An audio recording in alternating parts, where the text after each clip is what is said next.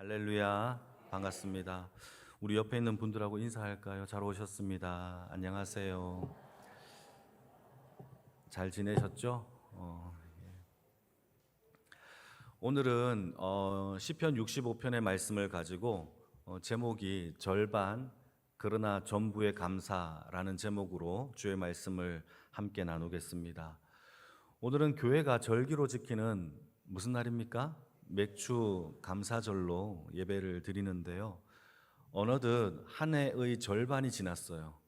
새해가 시작된 지가 얼마 안 된 것 같은데 벌써 7월 달입니다. 7월 달이 되었고 한 해의 절반에 그때 지키는 절기가 뭐냐? 바로 맥주절입니다. 이런 맥주절 많이 들어보셨잖아요. 맥주절은 이스라엘 백성들이 지켜야 되는 3대 절기 중에 하나예요. 여러분 한번 정리를 해볼까요? 절기 때가 아니면 이걸 또 정리하기가 또 쉽지 않으니까 이스라엘 백성들의 3대 절기, 봄에 지키는 유월절, 봄이라고 해서 깜짝 놀랐나요? 초여름에 지키는 맥주절, 네, 좋았어요. 그런 자세 너무 좋습니다. 그리고 가을에 지키는 수장절, 또 장막절이라고도 하죠. 봄에 유월절 지키고요. 그리고 초여름이 될 때, 지금이죠, 맥주절을 지키고, 또 가을에 수장절 또는 장막절을 하나님 앞에 이스라엘 백성들이 지킵니다. 그런데 이스라엘 백성들이 지키는 그 절기 중에서 맥주절은 도대체 무엇이냐? 이 맥주절이라는 것은요, 보리맥자를 써요. 보리 이삭을 추수하는 절기라는 것이죠. 이 맥주절에는 여러 가지 이름이 있어요. 하나는 77절, 77절, 7 곱하기 7, 77절입니다. 그리고 77은 49, 50일 가까이 되니까 오순절이기도 해요. 오순절, 77절. 자, 맥주절은 또 다른 이름이 뭐라고요? 77절 또는 오순절입니다. 자, 그런데 여기에서 우리가 한 가지, 왜 맥주절이냐? 한 가지 좀 기억을 해야 될 게 있는데 제가 친절하게 한번 설명을 해볼게요. 이스라엘 백성들은 그 땅이 겨울이 없어요. 한겨울이 없어요. 물론 그들은 겨울이라고 불러요. 우리가 생각하는 겨울과 다르죠. 눈이 오고 비바람 이렇게 몰아치면서 얼음이 꽝꽝 얼고 그런 얼음은 그 겨울은 아니죠. 그들에게 있어서 겨울이라고 해도 따뜻합니다. 그들은 가을에 추수를 해요. 추수를 해요. 그러면 겨울 동안 씨를 뿌리지 않아도 되지 않는 게 아니죠. 추수를 함과 동시에 다시 뭘 합니까? 씨를 뿌려야 되겠죠. 왜? 겨울이 없으니까. 그래서 이스라엘 백성들은 씨를 뿌리는 날이 언제냐? 가을이에요. 추수와 동시에 씨를 뿌려요. 그러니까 11월 달쯤 되면 이미 씨를 다 뿌리고 없는 거죠. 그러니까 보리 이삭을 씨 뿌리는 날이 바로 늦가을, 한 10월 달, 11월 달쯤 되면 이미 씨를 뿌리는 겁니다. 겨울 내내 보리 이삭이 잘 자라요. 쑥쑥 자랍니다. 그러면 봄이 되면 보리 이삭이 익어요. 노랗게 익어요. 자, 그러면 봄에 보리 이삭의 첫 열매를 따겠죠? 첫 열매를 따는 날을 초실절이라고 불러요. 자, 따라오십니까? 지금 이거밖에 안 했는데 어려우면 안 돼요. 초실절이라고 해요. 그런데 봄에 보리 열매를 첫 열매를 따는 것을 초실절이라고 하는데 공교롭게도 봄에 유대인의 절기 중에 하나 더 있죠. 유월절이 있는 거예요. 그러니까 유월절과 초실절은 굉장히 비슷한 시기에 있는 거죠. 그런데 유월절이 더 큽니까? 초실절이 더 큽니까? 유대인들에게는 유월절이 훨씬 더 큰 거예요. 그러니까 초실절과 유월절 중에 이스라엘 백성들은 유월절을 절기로 지키는 겁니다. 그런데 첫 열매를 땄던 이 초실절의 이 열매를 따는 것이 별로 중요한 게 아니냐? 아니에요. 중요해요. 그래서 레위기 23장의 말씀을 보시게 되면 6월절은 금요일이죠. 그 다음 날 토요일은 안식일이죠. 그 다음 날은 초실절이에요. 월요일, 주일이죠. 그래서 금, 토, 일을 연결해서 설명하는 게 레위기 23장의 절기의 설명입니다. 그러니까 초실절과 6월절은 굉장히 비슷한 시기에 같이 묶여져 있음을 우리는 알 수 있어요. 그러면 초실절은 그냥 버려야 되느냐? 그렇지 않아요. 하나님이 어떻게 말씀을 하시느냐? 보리 이삭을 첫 열매를 따는 날로 절기를 지키는 것이 아니라 그 보리 이삭을 가장 마지막 따는 날로 절기를 지키자. 그래서 보리 이삭이 첫 열매를 맺고 마지막 열매를 맺고 수고하는 날을 계산을 해보니까 7 안식일이 지나야 돼요. 숫자적으로는 대략 50일 정도가 지나면 보리 이삭을 다 거둬들이는 날이 되는 거죠. 그러니까 7안식일이 있으니까 7 곱하기 7, 77절이 되는 것이고, 그리고 대략 날짜로 계산해 보니까 50일이 되니까 오순절이 되는 거죠. 그걸 다 통칭하여 뭐라고 부른다? 맥주절이라고 부르는 거예요. 이까지 이해되시는 분들은 아멘. 예, 할렐루야입니다. 그래서 이 맥주절을 그렇게 지킵니다. 여러분들이 너무 잘 따라오는 것 같아서 한 가지만 더 얘기를 하도록 할게요. 초실절은 뭐냐? 여러분, 초실절 굉장히 중요하죠. 첫 열매의 날인 거죠. 레위기 23장의 말씀을 보게 되면 6월절 금요일입니다. 어린 양을 잡는. 그리고 그 다음 날은 안식일입니다. 그 다음 날 주일이 초실절이죠. 첫 열매가 되는 날이죠. 고린도전서 15장의 말씀을 보게 되면 부활하는 자들의 첫 열매가 되신 분이 예수님이시고, 부활 주일이 바로 주일인 것이죠. 그렇게 연결이 되고 의미가 좀 있습니다. 나중에 되면 절기에 대한 이야기를 조금 더 하도록 하겠습니다. 신명기 말씀을 한번 보실까요? 이 맥주절에 대한 의미를 더 자세하게 설명합니다. 신명기 16장 9절에서 11절 같이 읽겠습니다. 시작. 7주를 셀지니 곡식의 낫을 대는 첫날부터 7주를 세어 내 하나님 여호와 앞에 칠칠절을 지키되 내 하나님 여호와께서 내게 복을 주신 대로 내 힘을 헤아려 자원하는 예물을 드리고 너와 내 자녀와 노비와 내 성중에 있는 레위인과 및 너희 중에 있는 객과 고아와 가부와 함께 내 하나님 여호와께서 자기의 이름을 두시려고 택하신 곳에서 내 하나님 여호와 앞에 즐거워할지니라. 맥주절은요 1년을 다 지나서 드리는 절기가 아니죠. 중간의 절기예요. 그때 하나님이 다 거둬들이지는 않았지만 아직 밀 이삭을 거둬야 하는 절기가 있는 거예요. 그러니까 다 거둬들인 것은 아니지만 중간의 절기로서 하나님 앞에 감사하고 기뻐하는 절기인데 특징이 있죠. 많은 백성들 중에서 추수를 하지 못하는 소외된 자들을 불러다가 함께 먹고 마시고 그들과 함께 즐거워하는 날이 맥주절인 겁니다. 그러니까 오늘 맥주절로 우리가 좀 지킨다면 우리가 좀 집에 있는 음식들을 다 가지고 와서 함께 나누어 먹고 이웃들에게도 나누어 주는 할렐루야 그런 은혜가 있었으면 좋겠습니다. 중요한 것은 1년이 다 안 지났어요. 그럼에도 불구하고 1년이 지나가는 중간 시점에 하나님이 맥주절을 통하여서 우리에게 감사하라라고 명령하고 있는 거예요. 추수는 다 끝나야 하는 줄 알아요. 그리고 감사도 다 끝나야 하는 줄 알아요.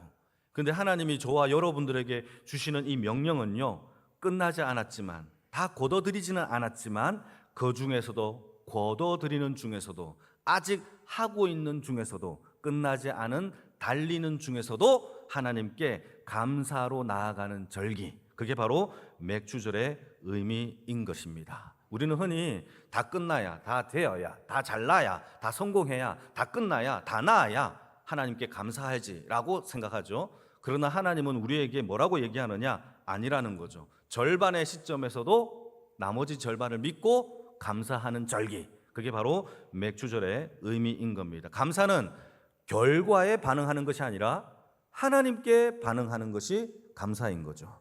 그러니까 우리는요 감사를 할 때에 자꾸 결과를 보고 얼마 정도 벌었지, 얼마 정도 했지, 얼마 정도 갔지로 감사한단 말이죠. 여러분, 그건 감사가 아니죠. 우리의 감사는요 절대적인 주권자이신 하나님에 대한 반응인 줄 믿으시기를 축복합니다. 그게 바로 감사의 의미인 거죠. 그런 의미에서 시편 65편의 말씀을 보시게 되면 이 다윗이 쓴 시편의 65편의 이 이야기는요 추수의 절기 중에 절반을 지났을 때에 하나님 앞에 감사하는 다윗의 시의 고백이 등장을 하고 있어요. 도대체 다윗은 무엇을 감사했고 또 무엇에 대하여 반응했고 무엇에 대한 결산에 대한 하나님께 올려드렸는지를 우리가 오늘 본문을 통하여서 우리도 어떤 감사를 해야 될지를 한번 살펴보기를 원합니다. 1절 말씀을 한번 보실까요? 1절입니다. 시작. 하나님이여 찬송이 시온에서 주를 기다리오며 사람이 소원을 주께 이행하리. 다윗이요 먼저 하나님을 찬양해요. 그런데 하나님을 찬양하는데 히브리 말로 찬양과 감사와 고백은 다 같은 단어예요. 감사, 고백, 찬양 다 똑같은 단어예요. 어떻게 표현하느냐에 따라서 감사도 될 수 있고 찬양도 될 수 있고 같은 단어니까. 그런데 이 찬양이 감사일 수도 있죠. 이 감사라고 생각을 해보게 되면 시온의 백성들이 이미 시온에서 주님께 감사하고 싶어서 기다리고 있다라는 거예요. 이 말은 무슨 뜻이냐 하면 아직 1년이 다 지나고 있지 않지만 우리의 삶 가운데 이미 하나님께 감사할 게 차곡차곡 쌓여 넘치고 있어서 주님 감사의 절기가 되지 않았지만 지금이라도 감사하고 싶어요. 감사하고 싶어 안달이 난 표현인 거죠. 여러분, 저와 여러분들의 삶 속에서 주일을 못 기다리고 하나님 빨리 주일이 됐으면 좋겠어요. 하나님께 감사의 예배를 드리고 싶어요. 그런 마음이 있으십니까? 한 3명 정도 크게 들렸어요. 그런 감사의 안달난 다윗의 고백이 하나님 이미 시온에서 우리의 감사가 하나님을 기다리고 있어요 라고 고백하는 주의 인생이 되어지기를 축복합니다. 그럼 도대체 무엇을 감사했느냐? 2절 말씀을 한번 보실까요? 2절 여러분들이 한번 읽어주세요. 시작.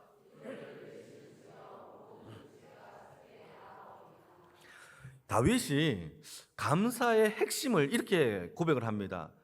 나의 기도를 들으시는 주여.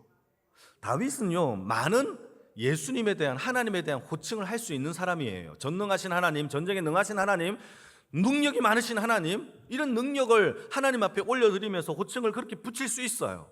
그런데 다윗이 하나님께 진솔하게 감사의 절기에 하나님께 감사했던 하나님의 호칭은 나의 기도를 들으시는 주여라고 고백을 하는 거죠.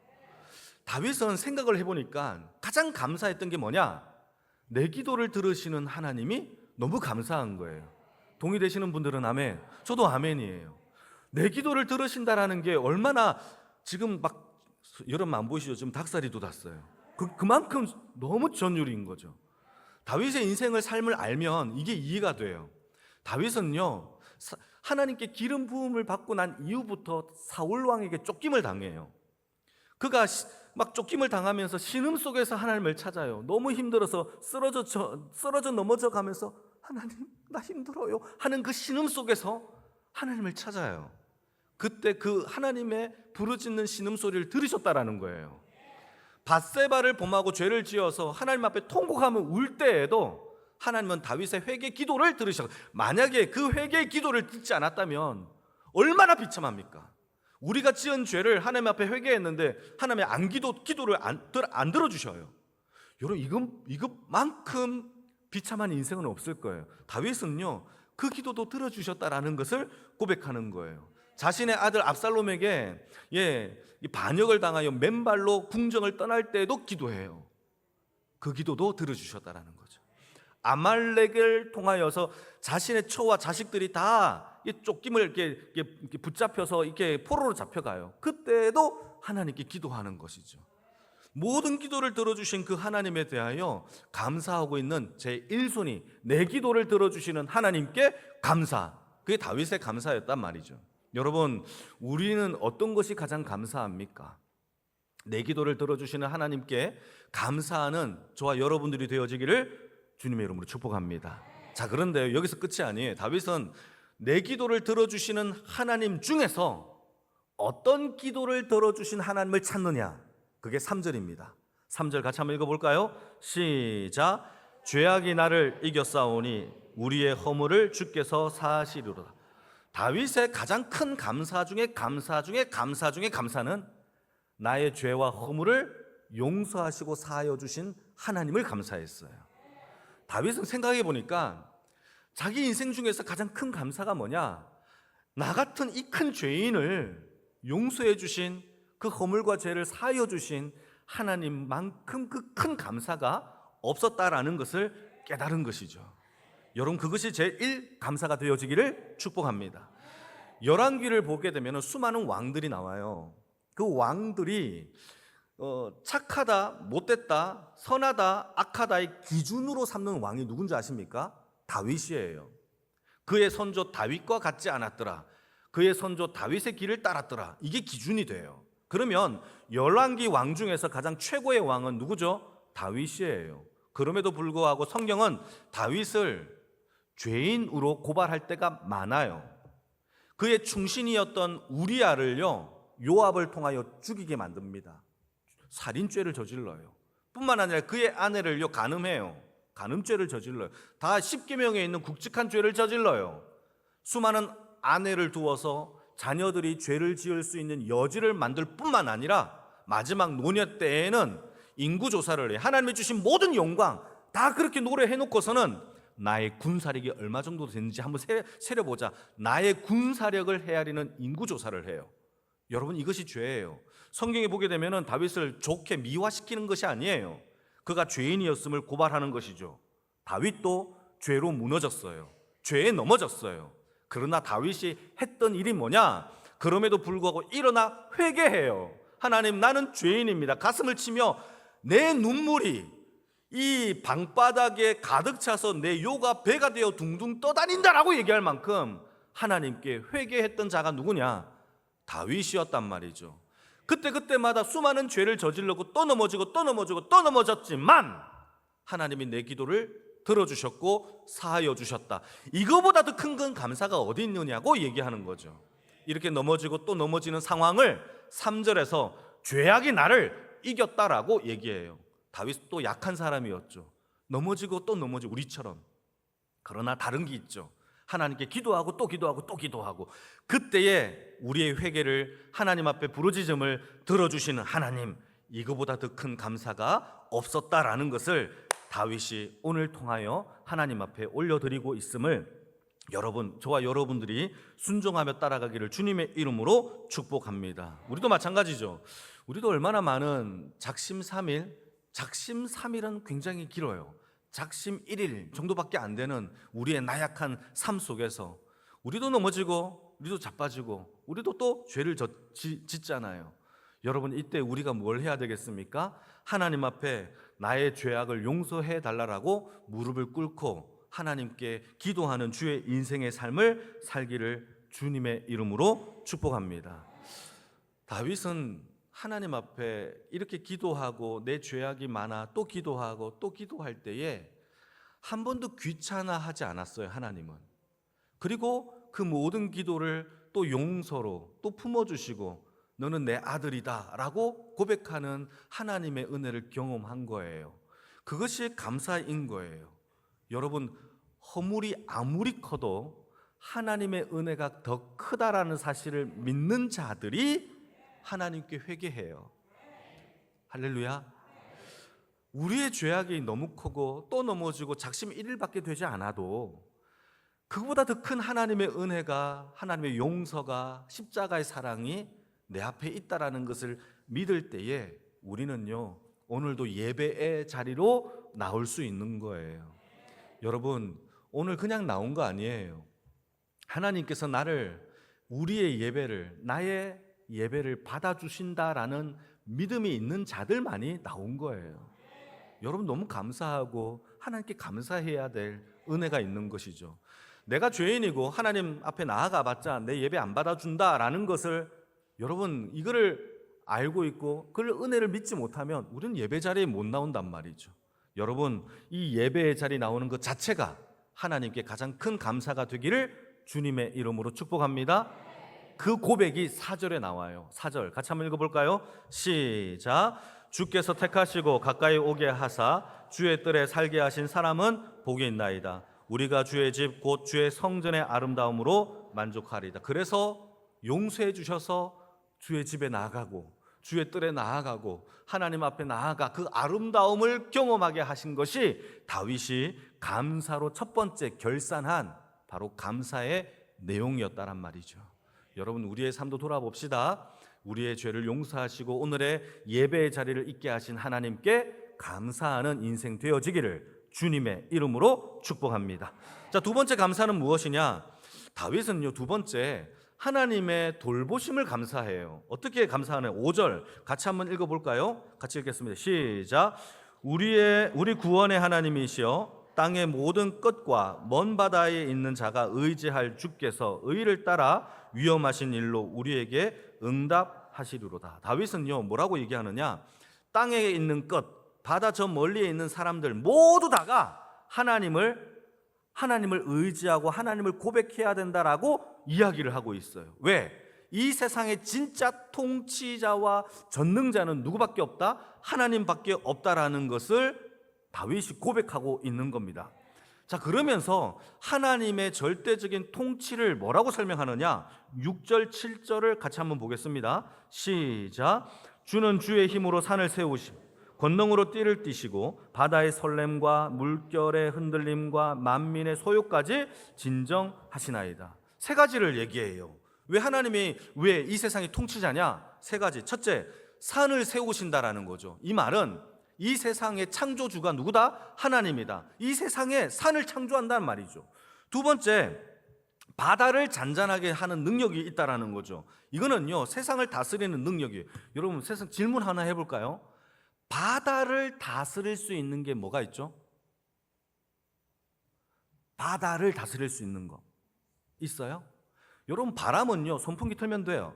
바다는요, 다스릴 수 있는 게 없어요. 바다는요, 통제가 불가능해요.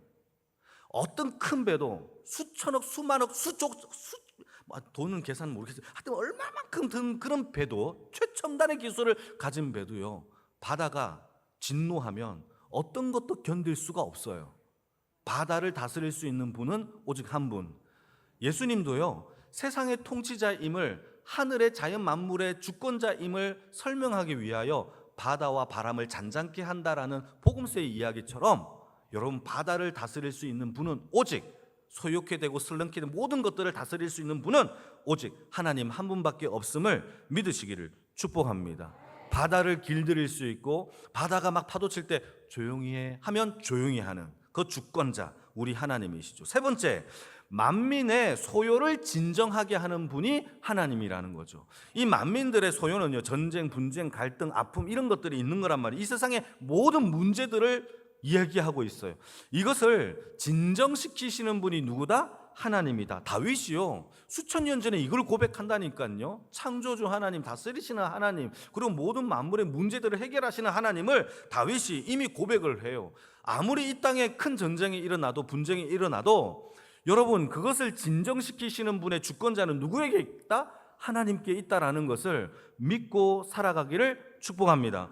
저는 이것이 가장 큰 위로가 돼요.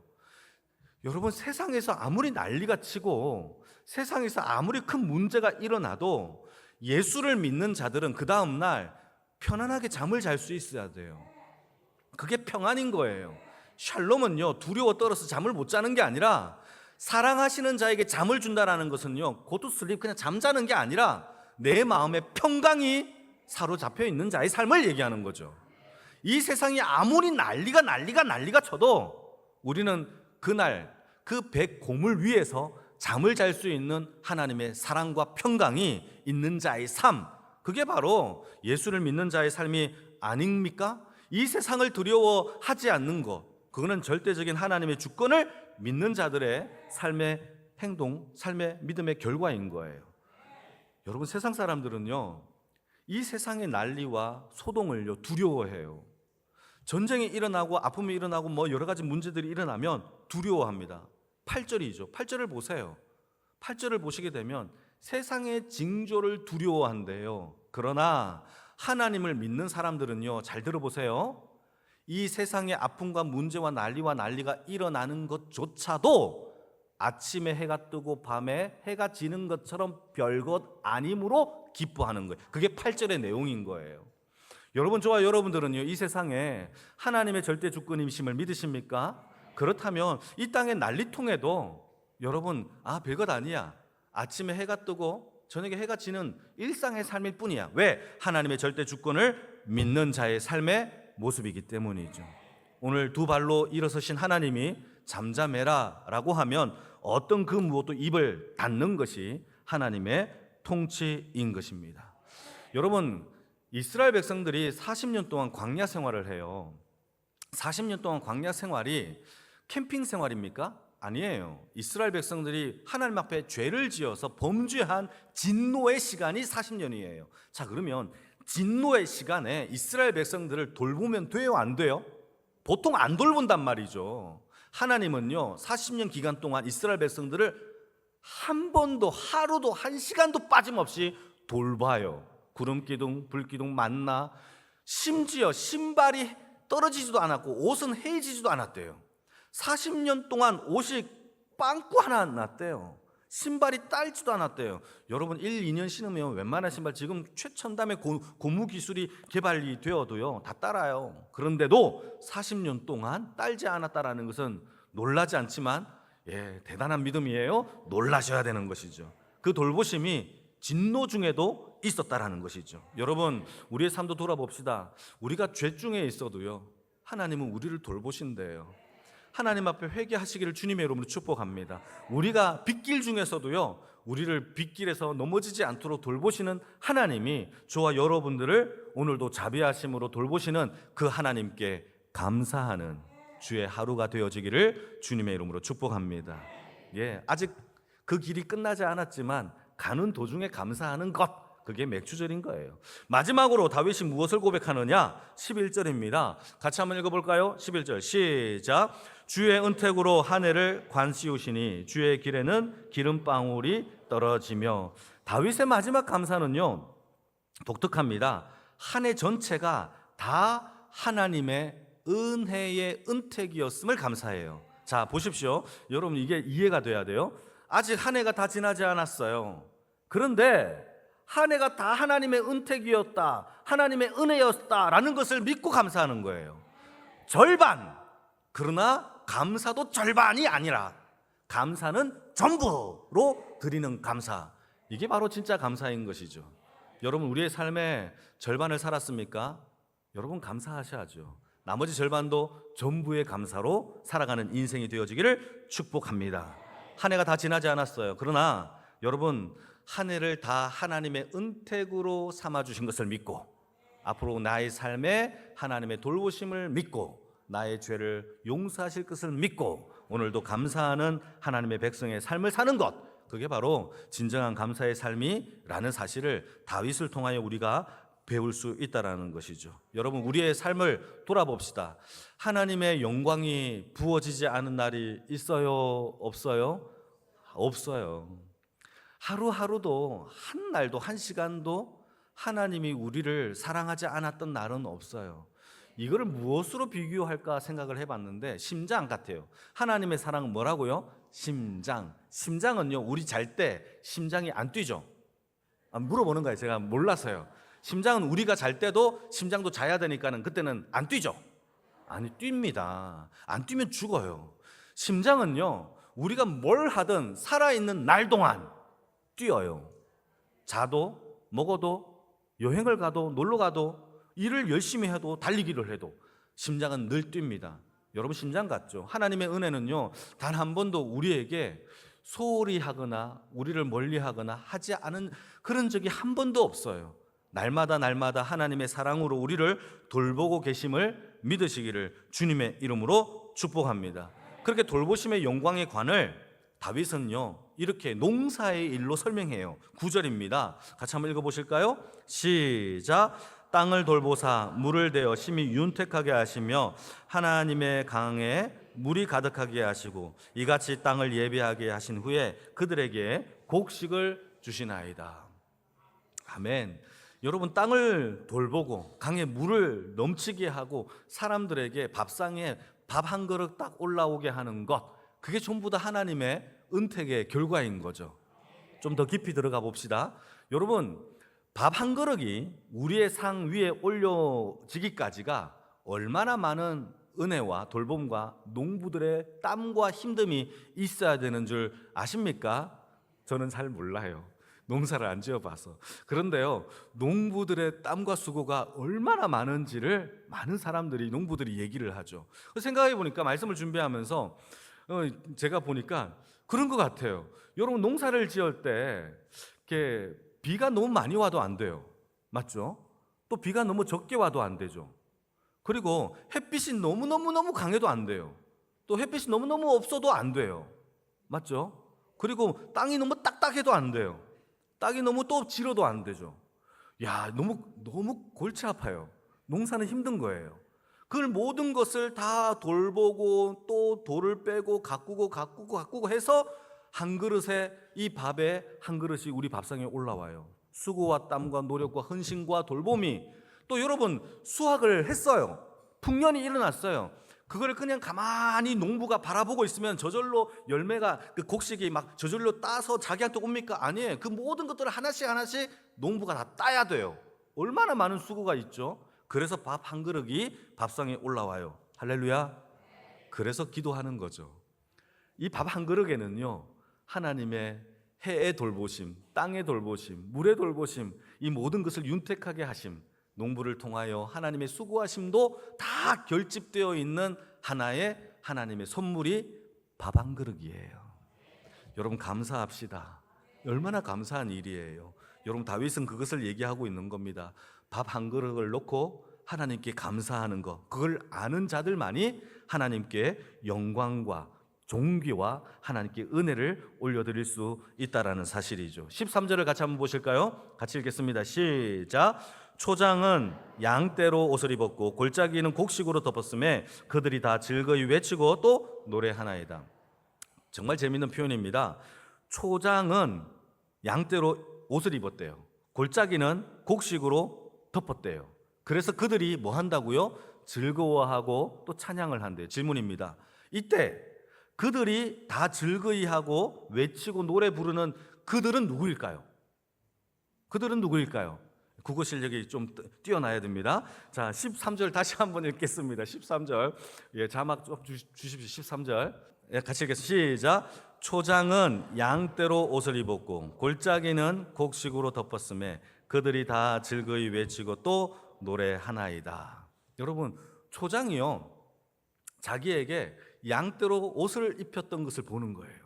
골짜기가요, 자기가 곡식으로 가득한 것을 보는 거예요. 그래서 너무 기뻐서 하나님께 외치고 즐거이 노래를 부르는 거 있는 겁니다. 여러분, 초장도 골짜기도 하나님을 찬양해요. 나에게 주신 은택과 돌보심과 하나님의 사랑이 큰 것을. 그런데요, 하나님의 형상을 닮은 저와 여러분들은 하나님께 감사를 해야 할까요? 하지 않아야 될까요? 당연히 해야 되겠죠. 여러분, 우리에게 옷을 입혀주신 것, 먹을 것을 주신 것, 오늘도 아름다운 교회를 만나게 해주신 것, 옆에 있는 성도들과 함께 신앙생활을 하게 하신 것, 작년보다 오늘 더 성장하게 하신 것, 이게 다 감사인 거죠. 여러분, 그 감사가 끊이지 않아야 돼요. 여러분, 존 파이프가 쓴 하나님을 기뻐하라라는 책이 있어요. 그거 한번 꼭 읽어보세요. 그게 보면 존 파이프 목사님이 하나님께서 The Greatest Glory를 받는 방법을 나와요. The Greatest Glory, 최고의 영광을 하나님이 어떻게 받느냐, 그 받는 방법을 뭐라고 설명하느냐, 이렇게 설명합니다. 우리 인생이 이 땅을 살면서 만족하고 하나님께 감사할 때, 그때에 하나님은 최고의 영광을 받으신대요. 근데 반대로 우리는, 나는 왜 이 모양 이 꼴로 살아갑니까? 나는 왜 이런 시궁창에 살아갑니까? 나는 왜 이런 사람들과 살아갑니까? 라고 하는 순간 광야의 40년이 80년 되고 120년 되고 1000년이 된다는 거죠. 우리는 그 광야의 진노를 단 한 번도 불평 가운데서는 살아 돌아올 수 없어요. 우리의 인생이 감사로 바뀌어야 돼요. 그래야 오늘부로 광야의 방황은 끝납니다. 가장 큰 영광, 그것은요, 오늘 내게 주어진 현실과 환경 속에서 만족하고 감사하는 것이죠. 아직 끝나지 않았지만 끝날 것을 믿고 지금까지 가게 하신 하나님을 믿고 오늘도 감사하는 자, 그게 맥주절의 의미인 겁니다. 여러분, 사르밧 과부의 이야기를 한번 마무리로 하겠습니다. 사르밧 과부의 엘리야 선지자가 찾아가죠. 사르밧 과부는 이제 가뭄으로 인해서 먹을 게 없었어요. 가루 한 줌, 기름 조금, 이걸로 마지막 떡을 만들어서 자기 아들과 함께 먹고 죽으려고 했어요. 근데 참 매정하게도 이 엘리야가 찾아와서 그 과부에게 이렇게 얘기를 합니다. 그 너희가 먹으려고 하는 그 떡, 나를 위하여 먼저 가져다 주어. 내가 먼저 먹겠다라고 이야기를 하죠. 그래서 사르밧 과부가 어떻게 하는 줄 아십니까? 그 떡을 만들어다가 엘리야에게 먼저 줘요.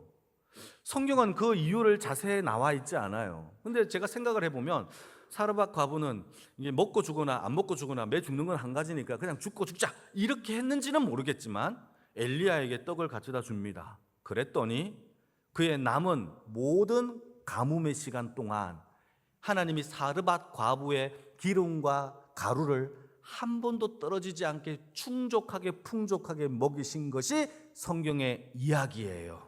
중요한 얘기죠.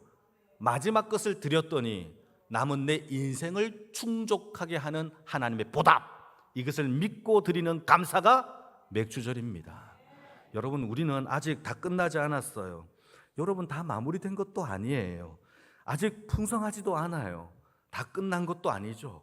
그러나 돌아보면서 지금까지도 하나님이 돌보신 것을 믿고 또 앞으로도 돌보실 것을 믿으며 하나님께 감사하는 주의 인생의 삶, 그 삶을 드리는 주의 인생의 삶이 다 되어지기를 주님의 이름으로 축복합니다. 지금 것을 드리면 나머지 남은 것도 하나님께서 기름진 것으로 채워주시는 하나님의 면류감이 있음을 믿고 살아가는 주의 인생의 모습들이 다 되어지기를 주님의 이름으로 축복합니다.